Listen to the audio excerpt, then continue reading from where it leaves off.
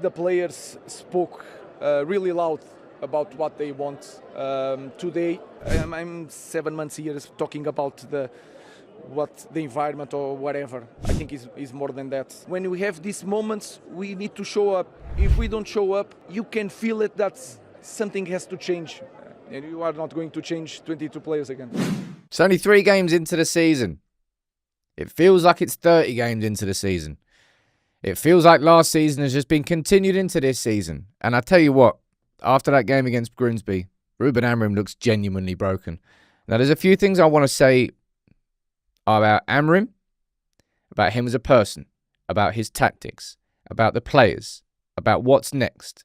And I want you to let me know what you think genuinely happens next. Because isn't it ridiculous at Manchester United how so much can change, but nothing ever really changes? That's what it feels like to me.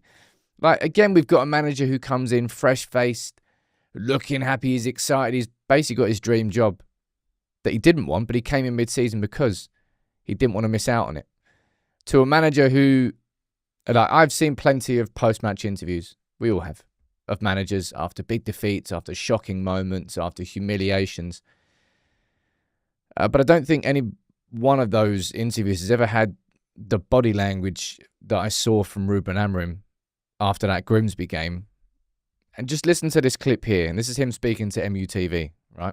When everything is so important in our club and you try to do everything, you have come from the pre-season, even Arsenal, you can lose the game, but you are there, you are improving, you see the performance. But then reach this kind of game, we are when everything is so important in our club and we start the game like this. I think my players are talking really loud about what they want, so I'm really sorry about to our fans. I have nothing to say anymore. He was genuinely lost in his post-match interviews, or more to the point, maybe not lost, but he couldn't say what he really wanted to say. Saying that the players have done their talking. And for Ruben Amorim, he's sitting there going, look, right, so we've just gone on a pre-season tour, right? We've kicked players out of the club that I don't think should be there anymore. We brought in some really big characters, Premier League proven and experienced, the right sort of players that I think are ready to play for Manchester United.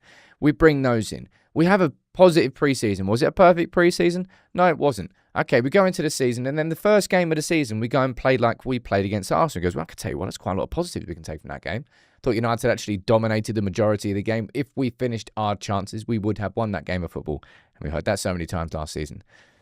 But then 2 games later, you go and put in that sort of performance against Grimsby, which goes against everything that we've been working on in pre-season, everything that you showed against Arsenal, and something else takes over. What am I supposed to do about that? That's what that post-match interview was. It was a manager who was completely lost of new ideas because every idea he's had so far has been gearing up towards this season, has been gearing up towards everything that's happened behind the scenes. And look, you can say what you want about Ruben and his tactics, which I'll speak about next. But I know he's done a hell of a lot of good for the actual culture of this club in resetting a few things, in kicking the wrong people out and bringing the right people in. I think the squad's in a significantly better position. Still needs a shit ton of work, though. We all agree on that. But Ruben saying this, for me, was probably the most important part of that post-match interview. Saying that if something has to, or I say something has to change, and you're not going to change 22 players again. I think he's worked with Jim Ratcliffe. He's worked with Ineos. Now, if you remember the interview that Jim Ratcliffe did with the BBC with Dan Roan a while ago, was speaking about, you can tell that Ratcliffe genuinely admires Amorim as a coach. Because I think he sees a lot of the stuff that goes on behind the scenes that we aren't privy to, the stuff that happens in Carrington, the stuff that happens in the training ground. Now, when it comes to his flaws, I think it's quite clear and obvious now that the system's not going to work in its current iteration. This isn't to say scrap it up and throw it out the window. Will he be given the opportunity to tweak it? I suppose we'll find out during the international break, but it really wouldn't surprise me from how Ineos and Ratcliffe have acted so far in the last year when it comes to cutthroat decisions, when it comes to the redundancies, and when it comes to anything else they've done. It wouldn't surprise me if they did the same thing again here. But I would be terrified as to what's going next, because this is another manager that has been swallowed by the scars of trying to revive Manchester United. I can't even put my finger on it anymore. I really, really can't. Like, I want to be able to say, oh, it's so easy, man. Like, the players just down tools. Look, they can do it against Arsenal, do it against Grimsby. I don't think they down tools against Grimsby. It's like there's some sort of demon inside them that takes over in these sorts of occasions where you're playing a team that's really basically playing for their life, in their game of their life, and you just can't do anything against it. It's not because the players aren't fit enough, because they showed in the preseason that they are fit enough. It's some sort of intangible, untouchable, unhealable damage that's been done. It's even deep-rooted past this squad, really, because so much of this squad now is Ruben Amorim's. Not all of it, given. But a lot of it is. It feels to me like the only thing that can possibly heal Manchester United is winning again.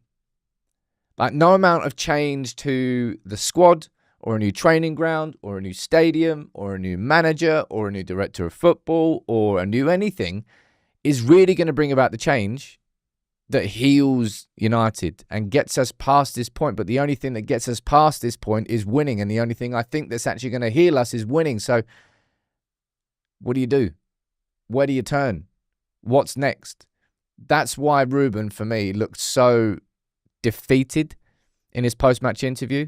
And I think he almost felt betrayed, if I'm being completely honest, by those players. He goes, how can you possibly say and do what you've done in that pre-season tour and all the work that we put in, all the conversations and the meetings we've had, and how can you do that against Arsenal?